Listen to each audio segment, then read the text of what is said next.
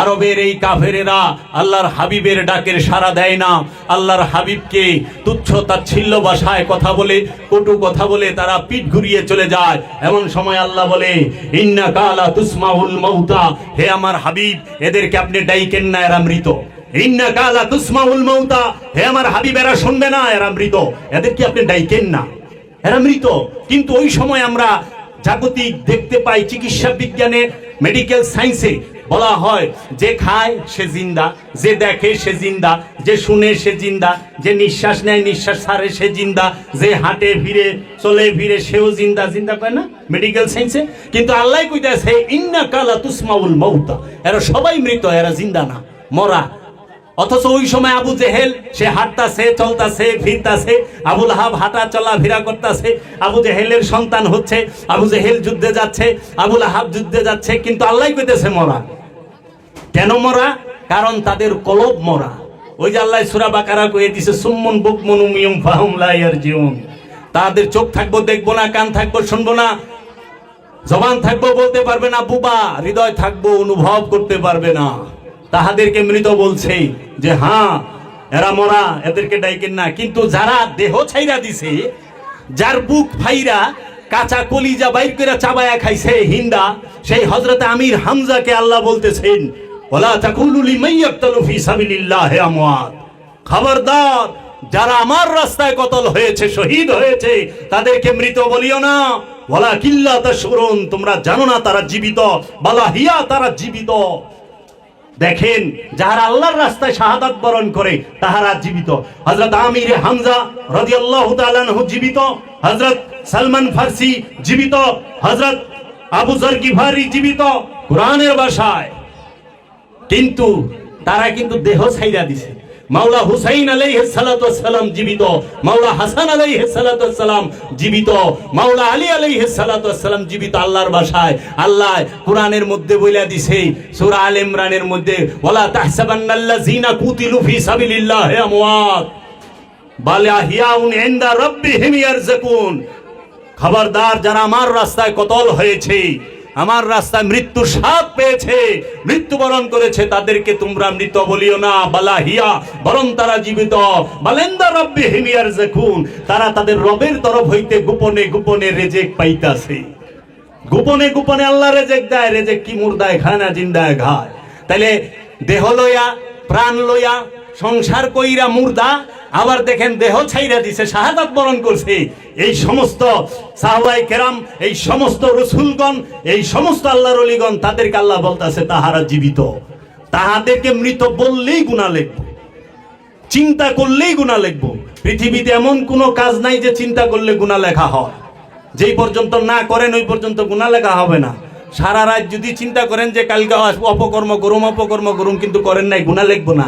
আর আল্লাহ এখানে কইতাছে আমার রাস্তায় যারা কতল হয়েছে, মৃত্যু স্বাদ গ্রহণ করেছে, তাদেরকে মৃত চিন্তা করলেই গুনাহ লেখো। তাহলে এই বিষয়গুলো কোরআন থেকে আমরা কি পাই নাই? পাইছি, আমরা ঢেকে রেখেছি।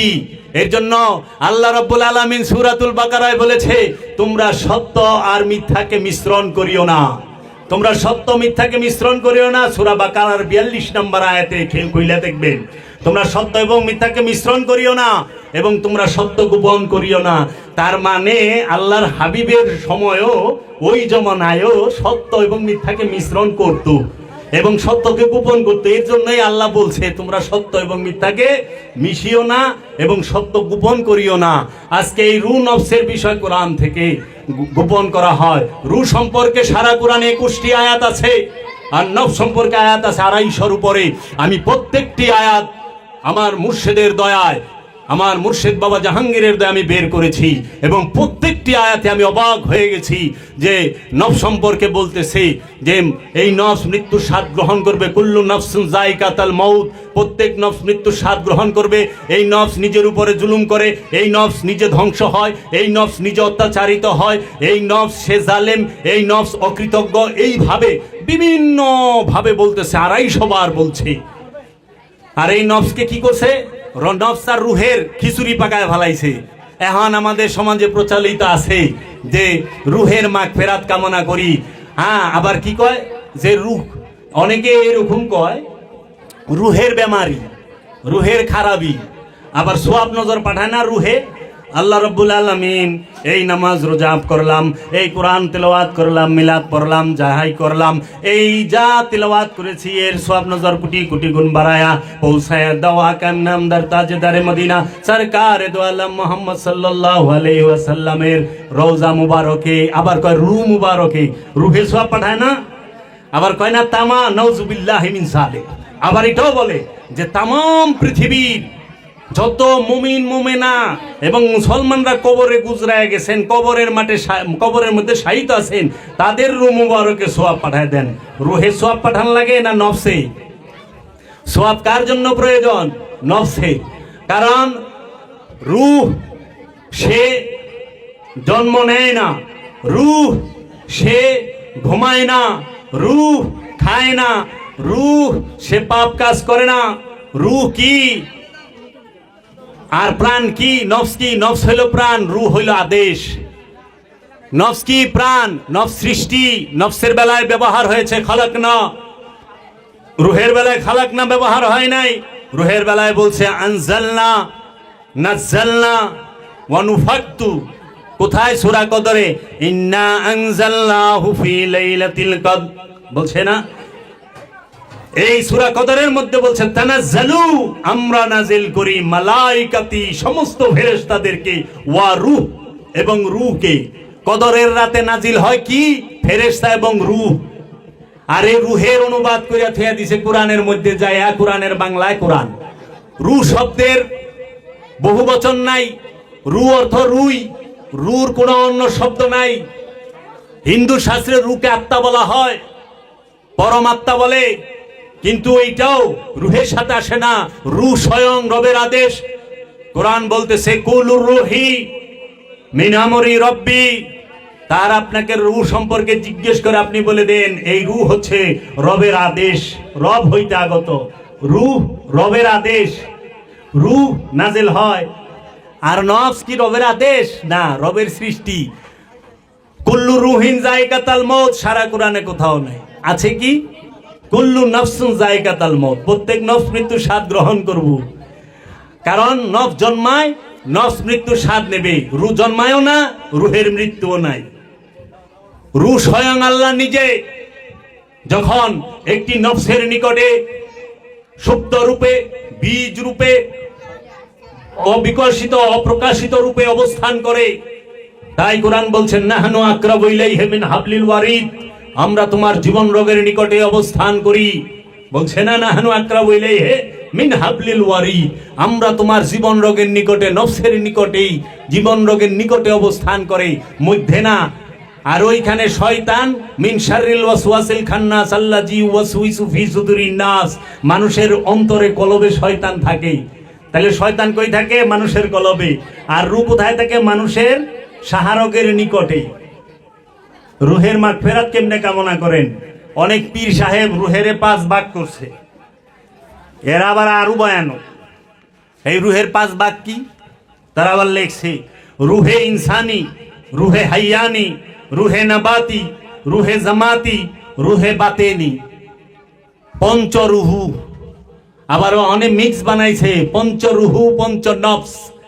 পঞ্চরুহু পাইলে জগতে এমন কোন আলেম আছেন, এমন কোন কোরআন গবেষক আছেন যে প্রমাণ করবেন, দেখাবেন রুহের 5 ভাগ আছে, রুহের কোন ভাগ আছে, রুহের কোন বহুবচন আছে? নাই। জগতে কোন আলেম প্রমাণ করতে পারবে না। কারণ সারা কোরআনে রূহ শব্দটাই আছে 21 বার, মাত্র 21 বার। আর 21 বারের মধ্যে নাজ্জালনা ওয়া নুফাক্তু এই শব্দগুলো ব্যবহার হয়েছে। রূহকে উপদেশ দেওয়াটা মানেই হলো আল্লাহকে উপদেশ দেওয়া। তাই যত আদেশ, উপদেশ, ভয়, ভীতি ইত্যাদি বিষয়গুলো নফসকে কেন্দ্র করেই দেওয়া হয়ে থাকে, এবং রূহকে উপদেশ দেবার প্রশ্নই আসে না। আল্লাহর যত আদেশ, রবের যত আদেশ, রসুলের যত আদেশ, উপদেশ, ভয়, ভীতি যাহা কিছু আছে সব নফসকে কেন্দ্র কইরা, রূহকে কেন্দ্র কইরা না। রূহকে আদেশ দেওয়া যায় না। এখন তারা নফসের ভাগ বুঝতে পারে নাই। নফস সেইটার স্তর আছে। নফসে ইনসানি আছে, মানুষের নফস আছে, নফসে হাইওয়ানি আছে, জানোয়ারের নফস, পশু পাখির নফস আছে না? আজকে যে গরু জব করে খায় ভালাইলেন এর নফস ছিল না? ছাগল জব করে খায় ভালাইলেন নফস ছিল না? আসিল তো। ওই পশুরও ক্ষুধা লাগে, নফস তার গুণগুলো কি দেখেন তো, মানুষের প্রতিটা নফসের গুণ কিন্তু একই রকম। পশুরও ক্ষুধা লাগে, মানুষেরও ক্ষুধা লাগে না? পশুরও প্রস্রাব পায়খানা ধরে, মানুষেরও প্রস্রাব পায়খানা ধরে। পশুও শুনে, মানুষও শুনে কম বেশি। অনেক পশু আছে, পাখি আছে, মানুষের চেয়ে অনেক বেশি দেখে, বেশি শুনে। যদি জানতে হয় ডিসকভারি চ্যানেল আর ন্যাশনাল জিওগ্রাফি চ্যানেল দেখবেন, কয়ে দিব শকুনের যে চোখের পাওয়ার, বুঝেন না কত উপরে থেকে এতটুকু একটা মুরগির বাচ্চা হেইটারে দেখে। সিলে বাজ পাখি, ঈগল পাখিতে দেখে না, শকুনে এতটুকু একটা মরা গরু এইটা দেখবার লইছে এই আসমানের উপরে, তার চোখের পাওয়ার আর আমাকে চোখের পাওয়ার কি এক? আমরা তো এতটুকু গুদা গুদা পড়াই দেখি না, লেখাই দেখি না। তাহলে বাবা নফসের গুণগত দিক এক, কিন্তু এই মানুষের নফসের নিকটে রূহ আছে দেখা মানুষ আশরাফুল মাখলুকাত, সৃষ্টির শ্রেষ্ঠ জীব। রবের যত জীব আছে, প্রাণী আছে, সর্বশ্রেষ্ঠ জীব হইল, প্রাণী হইল এই মানুষ। কেন? এই মানুষের নিকটেই আল্লাহও আছেন, মানুষের নিকটেই শয়তানও মানুষের নফসের মধ্যে মিলা থাকে। কোন পশুর নফসের সাথে শয়তান নাই, কোন গাছপালা তরুলতার প্রাণের সাথে শয়তান নাই। এর জন্য নফসে ইনসানি, নফসে হাইওয়ানি, নফসে সাজারা চেন, এইভাবে নফসের দাপ আছে, প্রাণের দাপ আছে, কিন্তু রুহের দাপ নাই। আবার এই নফসেরই আমরা যারা মানুষ, যে মানুষটি শয়তান যুক্ত, পরিপূর্ণ শয়তানের মধ্যে যে নফসটি ডুবে রয়েছে, সেই ব্যক্তিটাকে ডাকা হয় নফসে আম্মারা বলে, কোরআনের ভাষা। কোরআনে নফসে আম্মারার কথা আছে। নফসে আম্মারা কারা? যারা শয়তানের দাসত্ব করে, শয়তানের মধ্যে পরিপূর্ণ রূপে ডুইবা রয়েছে। তাল তামাশা, লোভ, হিংসা, মোহ, অহংকার, গীবত এগুলো ছাড়া কিচ্ছু বুঝে না, ভালো মন্দ কিচ্ছু বুঝে না। মানুষের সুনাম কোনো কিছুর শুকরিয়া করতেই জানে না, খালি ভোগ করব। এই নফসে আম্মারার অধিকারী। নফসে লাওয়ামা, কোরআনে সূরা কিয়ামতের 2 নম্বর আয়াত, লা উকসিমু বিনফসে লাওয়ামা, আল্লাহ কসম কাটছে নফসে লাওয়ামার। এই নফসে লাওয়ামা কাকে বলে? সংগ্রামরত নফস। কোন নফস সংগ্রামরত? কি সংগ্রাম করে সে? দেশ স্বাধীনের না, শয়তান থেকে মুক্তি পাওয়ার জন্য সংগ্রাম করে। যে নফসটি খান্নাস রূপী শয়তান থেকে মুক্তি পাওয়ার জন্য সংগ্রামরত অবস্থায় থাকে, তাকে বলা হয় নফসে লাওয়ামা। এই নফসকে বলা হয় মুজাহিদ, এই নফসকে বলা হয় জেহাদি। জিহাদ করতে হয় কার সাথে? জিহাদ 2 প্রকার। একটা হইল ঢাল তলোয়ার অস্ত্রের মেজাজি জিহাদ, এটা সবার কপালে সুযোগ হয় না, সব দেশে হয় না। আর কোরআনের ভাষায় হাকিকি জিহাদ হচ্ছে এই নফসের সাথে যে খান্নাস রূপী শয়তান মিশে আছে, এই খান্নাস রূপী শয়তানের বিরুদ্ধে জিহাদ করা, আল্লাহর রসুলের কাছে বায়াত গ্রহণ করে, আল্লাহর ওলির কাছে বায়াত গ্রহণ করে, এই নফসের মধ্যে যে খান্নাস রূপী শয়তান আছে, সেই শয়তানের বিরুদ্ধে নফস জিহাদ করবে। সেই জিহাদকে সবাই খালি মারামারি করবার চায় বাবা, কিন্তু খান্নাস থেকে মুক্তি একজনের লইবার চায় না। আবার সবচেয়ে মজার বিষয় কি, আল্লাহ আমাকে গুনাহ খাতা মাফ করে দাও, গুনাহ মাফ চায়, কিন্তু গুনাহের যে ফ্যাক্টরি শয়তান, উটার উপরে ভালাই দিবার চায় না। গাছ রাইখা দিব, বছর বছর ফল খাইব, গাছ ছাড়বো, কিন্তু গাছ মূলের থেকে উঠায় ফেলাইব না। পাপের গুনার ফ্যাক্টরি হইল শয়তান। নফস থেকে খান্নাসকে নয় মুসলমান করেন, আর না হইলে তারায়া দেন। দায়মি সালাতের মাধ্যমে ওলিয়ে কামেলের কাছে বায়াত হইয়া নিজে নিজে সালাত হয় না, নিজে নিজে সালাত হয় না, নিজে নিজে সালাত করার সিস্টেমই নাই। এখন তো আমরা নিজেরা মন ইচ্ছা মতো নামাজ পড়ি। আর আল্লাহ কইতেছে আমার রসুল যেভাবে পড়ে বলে সেইভাবে ইবাদত করো, আমার রসুল যাহা বলে তাহা করো। রসুল যাহা বলছে সেইগুলো পালন করার নাম হচ্ছে অনুসরণ, আর রসুল যাহা করছে সেইগুলোকে পালন করা, সেইগুলো করার নাম হলো অনুকরণ। আল্লাহ বলছে অনুসরণ করো আমার রসুলকে, অনুকরণ তো করতে কয় নাই, অনুসরণ করতে কইছে।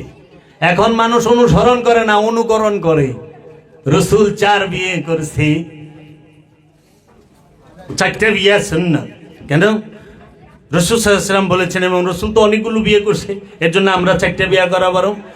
কিন্তু এই লোক এই কোরআন দেয় না, ওমা ইয়ানতিকু আনিল হাওয়া, আল্লাহ সূরা নজমে বলতেছে ওমা ইয়ানতিকু আনিল হাওয়া, আমার হাবিব জীবনে একটি কথা বলেন নাই তা আমার ইচ্ছা ছাড়া। আল্লাহর ইচ্ছা ছাড়া আল্লাহর রাসূল জীবনে একটি কথা বলেন নাই। একদম দুলনা থেকে নিয়ে দেহ ত্যাগের আগ মুহূর্ত পর্যন্ত যত কথা বলছেন সমস্ত কিছু আল্লাহর ইচ্ছা। তাহলে যাহা করছে সবই তো আল্লাহর ইচ্ছায় করছে, কথাই কয় নাই আল্লাহর ইচ্ছা ছাড়া। তাহলে সে কর্ম করে কেমন আল্লাহর ইচ্ছা ছাড়া? তাহলে আল্লাহর রাসূল যে বিবাহগুলো করছে এগুলো তো সব আল্লাহর ইচ্ছায় করছে। ভাই সাহেব, আপনি যে 4টে বিয়ে করলেন আপনি কার ইচ্ছায় করলেন? আল্লাহর ইচ্ছায় না, নিজের ইচ্ছায়। আর কোরআন বলছে যে নিজের ইচ্ছায় চলে সেই শয়তান। শয়তানকে যে নিজের ইচ্ছায় চলে সে শয়তান। আর মুমিনকে যে রবের ইচ্ছায় চলে, আমানুকে মুসল্লিকে যে রসুলের ইচ্ছায় চলে। রসুলের ইচ্ছায় চলে যে সে আমানু এবং মুসল্লি, রবের ইচ্ছায় যে চলে সে মুমিন, আর নিজের ইচ্ছায় যে চলে সে শয়তান। আল্লাহ একটু খেয়াল করেন, আপনি কি আপনার রসুলের ইচ্ছায় চলেন না নিজের ইচ্ছায় চলেন? আপনি কি আপনার রবের ইচ্ছায় চলেন না নিজের ইচ্ছায় চলেন? জীবনে ওলির কাছে বায়াতি হন নাই, নিজের ইচ্ছায় সব ইবাদত। আবার কি সালাত করবেন, সালাত করবে কোরআনের ভাষায় বলছে মুসল্লি, মুসল্লি সালাত করব, আর ইমামে সালাত শিখাইব।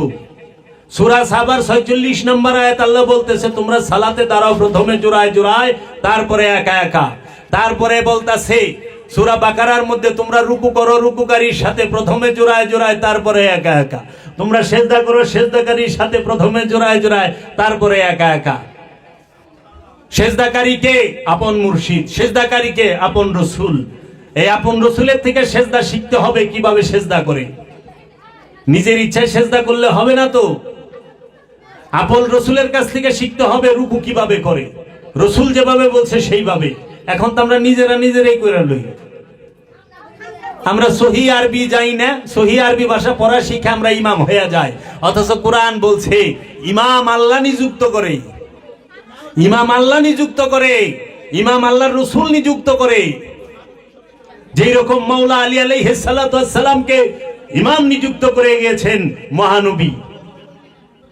গাদিরে ঘুমের মধ্যে বলছে আনা তারাকতুম ফিকুমুস সাকলাইন, আমি তোমাদের কাছে দুইটি ভারী জিনিস রেখে গেলাম, হে মানব জাতি, জীবনে পথভ্রষ্ট হবে না, গুমরাহ হবে না। যদি শক্তভাবে ধরো, মজবুত ভাবে ধরো, দৃঢ় ভাবে ধরো, গুমরাহ হওয়ার কোনো সম্ভাবনাই নাই। সেটা কি? কিতাবাল্লাহি ফিহি নূরুন ওয়াল হুদা, আল্লাহর কিতাব যেটার মধ্যে আছে নূর এবং হেদায়েত। ওয়া ইত্রাদাহি, আমার বংশ। আল্লাহর হাবিব রেখে গেলেন কিতাব আর বংশ। খেয়াল করেন, আল্লাহর হাবিব যখন গাদিরে ঘুমে, অনেকে বলে যে বিদায় হজের ভাষণে বলছে কিতাব রেখে গেলাম। ওই সময় তো এরকম বাইন্ডিং করা কিতাব ছিল না, বই ছিল। মহানবী যখন বিদায় হজে ভাষণ দিয়েছেন তখন কি এরকম বাইন্ডিং করা বই ছিল? কিতাব ছিল কোন লিখিত? আরবি ভাষার লিখিত কোনো কিতাব ছিল না। আরবি ভাষার সর্বপ্রথম লিখিত কিতাবটাই তো কোরআন, সেটা হযরত উসমান রাদিয়াল্লাহু তাআলা আনহুর শাসনামলে হয়েছে। আর বিদায় হজ হয়েছে মহানবী উপস্থিত থাকা অবস্থায়, গাদিরে ঘুম হয়েছে মহানবী উপস্থিত থাকা অবস্থায়। তা আল্লাহর হাবিব বলল আমি তোমাদের কাছে রেখে গেলাম আল্লাহর কিতাব, যেটার মধ্যে আছে নূর এবং হেদায়েত, আর আমার বংশ। হে মানব জাতি, পথভ্রষ্ট হবে না, গুমরাহ হবে না, বিপদগামী হবে না, যেই পর্যন্ত তোমরা এই দুইটা জিনিস আঁকড়ায় ধরে রাখবা। কোনো সম্ভাবনা নাই বিপদগামী হওয়ার। আর এই মানব জাতি, এই মুসলমান জাতি এই ইতরাতকে ছাইড়েই দিল। কারণ কিতাব, যদি আপনি কোরআনকে বলেন, কোরআনে সূরা, একটা সূরা আছে সূরা ইখলাস, সবাই পড়েন না? এই সূরা ইখলাস প্রথম আয়াতটাই বলতেছে কুল হু আল্লাহু আহাদ। কুল বলে দিন আল্লাহু আহাদ, আল্লাহ হচ্ছে একক, অখণ্ড, অদ্বিতীয়, স্বয়ংভূ সত্তা। আল্লাহ এক, এটা বলে নাই। এক যদি কইতো তাইলে ওই তো আরবিটাই এরকম, কুল হু আল্লাহু ওয়াহিদ। ওয়াহিদ অর্থ এক। যারা আরব রাষ্ট্রে গেছেন, এখানে যদি এরকম কেউ থাকেন যারা আরবি সম্পর্কে জানেন, তারা ওয়াহিদ এক, ইতনাইন দুই, থালাসা তালাতা তিন, আরবা চার, খামসা পাঁচ, সিত্তা সাবা, তামানিয়া তিসা সারা, এইভাবে। তো ওয়াহিদ অর্থ হইলে এক, আহাদ অর্থ হইলে একক। এখন সবাই অর্থ করে দিয়ে দিছে, বলেন আল্লাহ এক।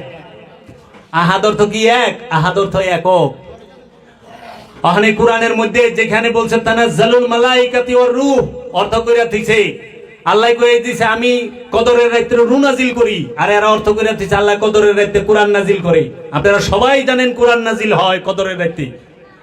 এই পর্যন্ত আমার মনে হয় 2-4 জন ছাড়া কেউই জানে না যে কদরের রাতে রূহ নাজিল হয়। রূহ আরবি শব্দ, কোরআনও আরবি শব্দ। কদরের রাতে কোরআন নাজিল হয় না, রূহ নাজিল হয় এবং ফেরেশতা নাজিল হয়। এই রূহে কোরআন বানায় দিয়েছে। মানুষ কি করব? দেখেন প্রত্যেকটা অনুবাদ যে ভুল করলো, কোরআন তো থাপাতা ধরলো না, তারে ধরছে এই ভুল অর্থ করো কে, যা আছে তাই করো, ভুল অর্থ করো কে। কোরআন ধরে নাই, ধরবো কে? ইতরাতে বংশে যে কোরআন জানে সে নবীর বংশ ধরবে, যে এটার ভুল অর্থ হয়েছে। আরবি এক অর্থে ভুল করে থুয়া দিছ। ওই যে যা দেখবেন সূরা বনী ইসরাইলের ৭৮ নম্বর আয়াতে আল্লাহ বলতেছেন আকিমুস সালাতা লিদুলুকিশ শামসি ইজা গাসাকিল লাইলি ওয়া কুরআনাল ফজর ইন্না কুরআনাল ফজর কানা মাশহুদা। ওয়াকিমুস সালাত, সালাত কায়েম করো, লিদুলুকিশ শামসি, সূর্য যখন ডলিয়া যায়, ইলা গাসাকিল লাইলি, যখন অন্ধকার রাতের দিকে, ইলা মানে দিকে, গাসাকিল মানে অন্ধকার, লাইলে মানে রাতে, রাতের অন্ধকারের দিকে যখন সূর্য ঢলিয়া যায়, এর আগেই সালাতকে কায়েম করা। ইন্না সালাতা আকিমুস সালাত লিদুলিকিশ শামসি ইলা গাসাকিল লাইলি ওয়া কুরআনাল ফজর। কোরআন শব্দের অর্থ কোরআন, ফজর মানে ভোর। ওইখানে অনুবাদ করে দিয়েছে কোরআনের অর্থ করছে নামাজ, বাংলা। নামাজের আরবি কি কোরআন? জগতে কোনো ডিকশনারিতে দেখাইতে পারবো নামাজের আরবি কোরআন? নামাজ ফার্সি শব্দ, নামাজের আরবি হচ্ছে সলাত। সলাত অর্থ নামাজ, বাংলা হইল সংযোগ, যোগাযোগ, প্রচেষ্টা, কিন্তু তাহারা অর্থ কইরা থিয়া দিছে সলাত। ওই কোরআনের অর্থ সলাত করছে। তাহলে এই আয়াতের মধ্যে সলাত শব্দটাই আছে একবার, আকিমুস সালাত, আর কোরআন শব্দটা আছে দুইবার। ওই দুইবারই দেখবেন যে ভোরের ফজরের নামাজ বানায় থিয়া দিছে। তাহলে সহজ সরল মানুষ ভুল অর্থ শিখা ভুল শিখছে না? তাহলে এরা কি করছে? কদরের রাতে আল্লাহ রূহ নাজিল করে, আর রমজান মাসে আল্লাহ কোরআন নাজিল করে। কোরআন কার থেকে নাজিল হয়? রবের তরফ হইতে। কার উপরে? আলা কালবেকা, হে আমার হাবিব আপনার কলবের উপরে আমি কোরআন নাজিল করেছি। কোরআন কোথায় নাজিল হয়? কলবে, কলবের উপরে। কার কলবে? রাসূলের কলবের উপরে কোরআন নাজিল হয়। কোরআন হচ্ছে নূর, কারণ আল্লাহ বলছে লা ইয়ামাসসাহু ইল্লাল মুতাহহারুন, কেউ স্পর্শ করতে পারে না এই কোরআনকে পবিত্র হওয়া ছাড়া। কোরআনের ভাষা আরবি, কিন্তু কোরআন নূর। কোরআন কি? নূর। কোরআন যে ভাষায় যাইবো, যে ভাষা বলবে, ওইটাই কোরআনের ভাষা হয়ে যাবে। এজন্য আল্লাহর হাবিব তাজেদারে হারাম, তাজেদারে মদিনা, সুলতানে আম্বিয়া, ইমামে কিবলাতাইন আবুল কাসেম মুহাম্মদ সাল্লাল্লাহু আলাইহি ওয়াসাল্লাম আরব এবং আরবের চতুর্পাশের লোকদের জন্য এই আরবি ভাষায় কোরআনকে শিখিয়েছেন, বুঝিয়েছেন। আজকে আল্লাহর হাবিব যদি অন্য কোনো দেশে, অন্য কোনো ভৌগোলিক সীমানায় আসতেন, ওইখানকার ভাষাই বলতেন। এর জন্য কোরআন হচ্ছে নূর। নূরকে অপবিত্র অবস্থায়, মানে খান্নাস নফসের সাথে নিয়ে স্পর্শ করা যায় না, আরবি ভাষাটাকে স্পর্শ করা যায়। এর জন্য আরবি কোরআনটা ধরতে মেজাজি ওযু লাগবে, আর নুরি কোরআন স্পর্শ করতে খান্নাস মুক্ত হইতে হবে, আমিত্ব মুক্ত হইতে হবে। আমিত্ব মুক্ত হওয়া ছাড়া এই কোরআন স্পর্শ করা যায় না। এর জন্য কোরআন কখনোই থাপা দেয়া কেউ ধরে না, ধরবো ইত্রাতে। এর জন্য আল্লাহর হাবিব বলছে মান কুনতু মাওলাহু ফাহাযা আলিয়ুন মাওলাহু, আমি যার মাওলা, আলীও তার মাওলা। মাওলা আলীকে মহানবী তার একমাত্র খলিফা নির্বাচন করলেন। কার খলিফা? মহানবী। মহানবী মাওলা হিসাবে মাওলা আলীকে নিযুক্ত করলেন। তাই আমার মুর্শিদ বাবা জাহাঙ্গীর বলেছেন সরকারে দু আলম মোহাম্মদ সাল্লাল্লাহু আলাইহি ওয়াসাল্লামের একমাত্র খলিফাই হচ্ছে মাওলা আলী। সর্বপ্রথম খলিফা মাওলা আলী, মধ্যখানের খলিফা মাওলা আলী, শেষের খলিফা মাওলা আলী, সর্বকালের খলিফা মুহাম্মদ সাল্লাল্লাহু আলাইহি ওয়াসাল্লামের মাওলা আলী। আর অন্য যত খলিফা আসছে, তাই এই সমস্ত খলিফাকে মানুষ নির্বাচিত করেছেন। হযরত আবু বকর সিদ্দিক রাদিয়াল্লাহু তাআলা আনহুকে এই জাজিরাতুল আরবের হেজাজে মক্কা, হেজাজে মদিনা, এই হেজাজে আকদাস, এই অঞ্চলের শাসন করার জন্য ক্ষমতা, এইটার বাইতুল মালকে রক্ষণাবেক্ষণের জন্য মদিনা মক্কা শাসন করার জন্য জনগণ, মক্কার কুরাইশ গোত্রের এবং বিভিন্ন গোত্রের মানুষেরা মিলা খলিফা বানাইছে। আল্লাহর হাবিব তারে খলিফা বানাই থেয়া যায় নাই। এর লেগা হযরত আবু বকর সিদ্দিক রাদিয়াল্লাহু তাআলা আনহু মানুষের খলিফা, মানুষের নিযুক্ত খলিফা। আর মাওলা আলী আলাইহিস সালাতু ওয়াস সালাম সে আল্লাহ হাবিবের নিযুক্ত খলিফা। মাওলা আলী কখনো ওই মক্কা মদিনা শাসন করার জন্য আসে নাই। মাওলা আলী আসছেন এই জগতের যত ঈমানদার আছে, মুমিন আছে, তাদের হৃদয় রাজ্যের খেলাফতের জন্য। সে হৃদয় রাজ্যের রাজা। মাওলা আলী কিসের রাজা? প্রতিটা মুমিনের, প্রতিটা আমানুর হৃদয় রাজ্যের রাজা। এর থেকে শিক্ষা গ্রহণ করে আত্মশুদ্ধি লাভ করতে হবে, নফসের তাজকিয়া করতে হবে। আল্লাহ রাব্বুল আলামিন বলেছেন, কাদাফলাহা মান তাযাক্কা, ওই ব্যক্তি সফল যে নিজের নফসকে পবিত্র করতে পেরেছেন। কে সফল?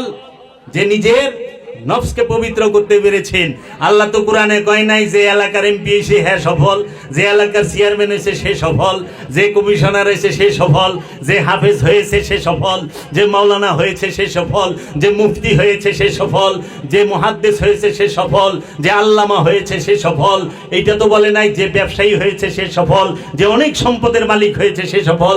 কখনোই না। আল্লাহ বলছে কাদ আফলাহা মান তাযাক্কা, ওই ব্যক্তি সফল যে নিজের নফসকে পবিত্র করতে পেরেছে, যে নফসটি খান্নাস মুক্ত হয়েছে, যে নফসটি শয়তান মুক্ত হয়েছে, সেই নফসটি সফলতা অর্জন করেছে। এর জন্য খান্নাস মুক্তি শুধু ছেলেরা না বাবা, মেয়েরাও করে, মেয়েরাও হইতে পারে। তাই আমার মুর্শিদ বাবা জাহাঙ্গীর বলেছেন, বাবা আদমের মধ্যে আল্লাহ রূহ উদ্গার করেছেন। আল্লাহ কোরআনে বলছে ওয়ানুফাত্তু মিন রূহি, আমি আমা হতে আদমের মধ্যে রূহ ফুঁকে দিলাম। আবার আল্লাহ কিন্তু মা মরিয়মের মধ্যে রূহ উদ্গার করছে। আল কোরআন সূরা মরিয়ম খুইলা দেখেন, মরিয়ম মা মরিয়মের মধ্যে রূহ উদ্গার করে নাই? মা মরিয়ম নারী, মেয়েরা নবী হয় না কিন্তু ওলি হয়। ওলির পেটে নবীর জন্ম। দেখেন মা আসিয়ার পেটে মা মুসা কালিমুল্লাহর আগমন, মা জাহরার পেটে হযরত ইসহাকের আগমন, মা হাজেরার পেটে হযরত ইসমাইলের আগমন। কি গো মা, আমাদের সমাজে আমার মা বোনদেরকে তুচ্ছ তাচ্ছিল্যের ভাষায় কথা বলা হয়। খবরদার, ইমানদার ছেলেও হয় মেয়েও হয়। ইমানদার কারা হয়? নারী এবং নর উভয়ই হয়। উভয়ের জন্য ইমান না? ইয়া আইয়ুহাল্লাযীনা আমানু, এ আমানু বলতে কি শুধু ছেলেরা বোঝায়? ছেলে মেয়ে উভয়কেই বোঝায়। আমানুকে বলছে 89 বার, ইয়া আইয়ুহাল্লাযীনা আমানু আকিমুস সালাত ওয়া আতুজ যাকাত, ইয়া আইয়ুহাল্লাযীনা আমানু, হে ঈমানদার, লা তাকিলুর রিবা, হে আমানু সুদ খায়ো না। আবার বলতেছি ইয়া আইয়ুহাল্লাযীনা আমানু কুতিবা আলাইকুমুস সিয়াম, হে আমানু সিয়াম পালন করো। তাহলে মেয়েও সিয়াম করবে, ছেলেও সিয়াম করবে, করবো না? মেয়েও সালাত করবে, ছেলেও সালাত করবে। এখন ছেলেরা মসজিদে যায় বলবো, মেয়েরা মসজিদে যাইতে পারবে না, তাই না? নারী পুরুষের জন্য ইমাম কয়জন হয়? একজন হয়। আল্লাহর হাবিব ইমাম ছিলেন। আল্লাহর হাবিবের ছেলে সাহাবারা, মেয়ে সাহাবারা সবাই তার মুসল্লি ছিল। তার পিছে তাকে অনুসরণ করছে। রসুলকে অনুসরণ করার কথা কি শুধু ছেলেদের জন্য? ও বাবা, শুধু ছেলেরা রসুলকে অনুসরণ করবে না? ছেলে মেয়ে উভয়ই রসুলকে অনুসরণ করবে। এখন তো দিহি সমাজে অনেক পীর সাহেব আছে, ছেলেদের ডিপার্টমেন্ট সে সামলায়, মেয়েদের ডিপার্টমেন্ট পীর সাহেবের বউ সামলায়। হায় হায়, বিরাট কাম করছে। পর্দার আলেম পীর সাহেবে নিজেই ওলিয়ে কামেল, সে জ্যান্ত কাবা। কাবা দুই প্রকার, একটা মেজাজি, একটা হাকিকি। আল্লাহর ওলিয়ে কামেল যিনি, তিনি জীবন্ত কাবা, জ্যান্ত কাবা। কারণ আল্লাহর হাবিবি তার হাদিসে বইলা দিছে, হে কাবা তুমি শুনিয়া রাখো, আমার একজন মুমিন উম্মত তোমার থেকে অনেক মর্যাদাবান। কারণ এর শত কাবা মিলেও একটা মানুষ তৈরি করতে পারবে না।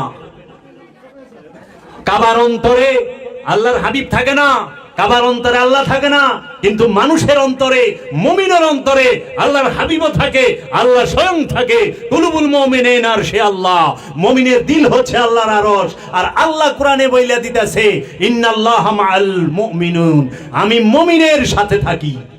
হাদিসের সাথে মিল পাওয়া গেল। আল্লাহ কোরআনে কয় আমি মুমিনের সাথে থাকি, আর হাদিসে কইল মুমিনের দিল আল্লাহর আরশ। ওলিয়ে কামেলের কাছে কোনো পর্দা নাই, পর্দা হবে বেগানার কাছে। কাবায় পর্দা আছে। আমরা যে হজ করতে যাই, আমি নিজে হজ করে আসছি, বড় হজ, আকবরী হজ। হাজরে আসওয়াদ চুম্বন করার জন্য মেয়ে ছেলে উভয়ের যে ধাক্কাধাক্কি হয়, কে মরবো কে বাঁচবো সেটা ঠিক নাই। কাবার মধ্যে পর্দা থাকে না। আর শরীয়তি কাবাই তো পর্দা নাই, ওখানে ছেলে মেয়ে আলাদা লাইন আছে। হজের সময় ছেলেরা 2 টুকরা, মেয়েরা 3 টুকরা। ও বাবা, সত্যকে লুকান কেন? পর্দা করবেন বেগানার সাথে, বেগানার সাথে পর্দা। কোরআনের জন্য পর্দার প্রয়োজন নাই। আমরা কোরআনে গিলাপ পড়াই না? কোরআনের জন্য গিলাপের প্রয়োজন আছে। গিলাপ প্রয়োজন নাপাকের লিগা, জানি নাপাক অবস্থায় আমাদের কোরআন স্পর্শ না হয়, এর জন্য আমরা কোরআনে গিলাপ লাগায় ফেয়া দিই। এই কোরআন অন্য বইয়ের মতো না, এটা যেন সহজে বুঝতে পারি। কোরআন আর অন্য বইয়ের মধ্যে তফাৎ আছে, এই জন্য আমরা গিলাপ দিয়ে কোরআন ঢাকি। কাবার মধ্যে গিলাপ দেওয়া হয় কেন? কাবার গিলাপের প্রয়োজন না, গিলাপের প্রয়োজন নাপাকের। গিলাপ থাকলেও কাবা, না থাকলেও কাবা। নাপাকের জন্য পর্দার প্রয়োজন। খান্নাস মুক্ত মহাপুরুষ যিনি, যিনি আল্লাহর চেহারা হয়ে রয়েছেন, যিনি আল্লাহর চোখ হয়ে রয়েছেন, যিনি আল্লাহর কান হয়ে রয়েছেন, যিনি আল্লাহর জবান হয়ে রয়েছেন, তার জন্য কোনো তার সাথে পর্দা নাই। এইটা বুঝতেই দেয় না। সব হানে, সব রোগের এক ওষুধ, প্যারাসিটামল 2 বেলা। কয় হুজুর কয় কি? শৈল বিষ। কয় প্যারাসিটামল। ডাক্তার সাহেব, আতুরা ডাক্তাররা যেরকম কয় শৈল বিষ, কয় প্যারাসিটামল 2 বেলা। কয় আটকিরা বিষ করে, কয় প্যারাসিটামল 2 বেলা। টাইফয়েড হয়েছে, কয় প্যারাসিটামল 2 বেলা। কয় লিভারের সমস্যা, কয় প্যারাসিটামল 2 বেলা। কয় হাঁপানি, কয় প্যারাসিটামল 2 বেলা। কয় পাইলস হয়েছে, কয় প্যারাসিটামল 2 বেলা। এই প্যারাসিটামলই 2 বেলা দিয়ে গেল সারা জীবন ভরা। কার লেগে জান্নাত, কার লেগে জাহান্নাম, কে জান্নাত জাহান্নামের ঊর্ধ্বে চলে গেছে, আজ পর্যন্ত এইটা ডিফাইন করতে পারলো না। আর সমাজের এই সাধারণ কাঁচাগোলা মোমের মতো মানুষগুলো কি, আর আমার এই মা বোনদেরকে এত অবহেলিত, কি অকথ্য ভাষায় কথা বলি, তুচ্ছ তাচ্ছিল্যের ভাষায়। মা, আপনারা জানবেন, প্রতিটা জিন এবং প্রতিটা নর এবং নারী এই কোরআনে ডাকা হয়েছে জাকারা ওয়া উনসা। জাকারা ওয়া উনসা, জাকারা শব্দের অর্থ নর, উনসা মানে নারী। এই জাকারা উনসা যারা, এদের নফসের নিকটে, নফসের মধ্যে শয়তানও আছে খান্নাস রূপী, আবার রু আছে। আপনি যদি মুর্শিদের রসুলের ধ্যানের মাধ্যমে, দাইমি সালাতের মাধ্যমে, দাইমি সিয়ামের মাধ্যমে, হজ কুরবানির মাধ্যমে আপন নফসকে খান্নাস মুক্ত করতে পারেন, আপনিও আল্লাহর ওলিতে পরিণত হবেন। মেয়েরাও আল্লাহর ওলি হয়, ছেলেরাও আল্লাহর ওলি হয়। মেয়েরাও আল্লাহওয়ালা হয়, ছেলেরাও আল্লাহওয়ালা হয়। মেয়েরাও জান্নাতি হয়, ছেলেরাও জান্নাতি হয়। জান্নাতি কখনো দেহ হয় না, জান্নাতি হয় নফস। নফসের কোনো লিঙ্গ নাই, লিঙ্গ হয় দেহের। নর আর নারী হয় দেহ, নফস না। আর নারী বলা হয় সেই নফসকে যে নফস শয়তান যুক্ত, কারণ নফসের দেহ নাই। দেহের মধ্যে নফসের অবস্থান, দেহের অঙ্গ প্রত্যঙ্গের মধ্যে নফসকে প্রতিষ্ঠিত করে দেওয়া হয়। সমস্ত অঙ্গ প্রত্যঙ্গের মধ্যে নফসকে সেট করে দিছে। এর লেগে আল্লাহ কয় ইন কানাত ইল্লা সাইহাতু ওয়াহিদাতান, একটা বিকট আওয়াজে তোমার এই দেহ থেকে নফসকে আলাদা করে দেওয়া হবে। কিসে? আওয়াজে। বিকট একটা আওয়াজ হইব, এই আওয়াজ অন্য কেউ শুনবো না। যে দেহ থেকে নফস আলাদা হইব শুধুমাত্র সে শুনবে। আইসিইউতে আছে, গ্লাস দিয়ে আটকানো, তারপরেও অন্য কেউ শুনবো না। এই নফস আর রুহের পার্থক্য জানে না, পীর হয়ে বয়ে রয়েছে। নফস আর রুহের পার্থক্য জানে না, বিরাট বড় গবেষক হয়ে বয়ে রয়েছে, আন্তর্জাতিক খ্যাতি সম্পূর্ণ। জীবনে কোরআন গবেষণাই করে নাই যে কোরআন কি বলতেছে। রুহের জন্য সওয়াব পাঠানো, এটা কোরআন দর্শন বিরোধী কুফরি আকীদা। রুহের জন্য সওয়াব পাঠায় না, কারণ রূহ স্বয়ং জাত নূর। জাত নূরের জন্য কিসের সওয়াব পাঠাইবেন? আল্লাহর হাবিবের জন্য দোয়া করেন, আল্লাহর রসুলের জন্য। সারা কোরআনে দেখেন তো এক জায়গায় যে আল্লাহ বলছে যে আল্লাহর রসুলের জন্য দোয়া করেন? আল্লাহ বলছে যে নফস জুলুমকার, সেই নফস যেন আল্লাহর দরবারে বলে রব্বানা জালামনা আনফুসানা, হে আমার রব, আমি আমার নফসের উপর জুলুম করেছি, আমি তোমার কাছে ক্ষমা চাই। আল্লাহর হাবিবের জন্য দোয়া করবেন না, খবরদার, আল্লাহর হাবিবের কাছে দয়া চাইবে। ওগো রাহমাতাল লিল আলামিন, ওগো সুলতান আরব, মালিকে আরব, ইয়া রাহমাতাল লিল আলামিন, ওগো আল্লাহর বন্ধু, আল্লাহর হাবিব, সরকার দু আলম, তাজদারে হারম, সাহেবে মিরাজ, সাহেবে আম্বিয়া, আমরা পাপী গুনাহগার না খান্দা নালায়েক, আপনার রহমত ভিক্ষা চাই। আপনি যে দয়ার ভান্ডার, আপনি যে রহমাতাল লিল আলামিন, আপনি যে সরওয়ারে কায়নাত, আপনি যে সুপারিশকারী, আপনার দয়া ব্যতীত আমাদের মুক্তি হবে না।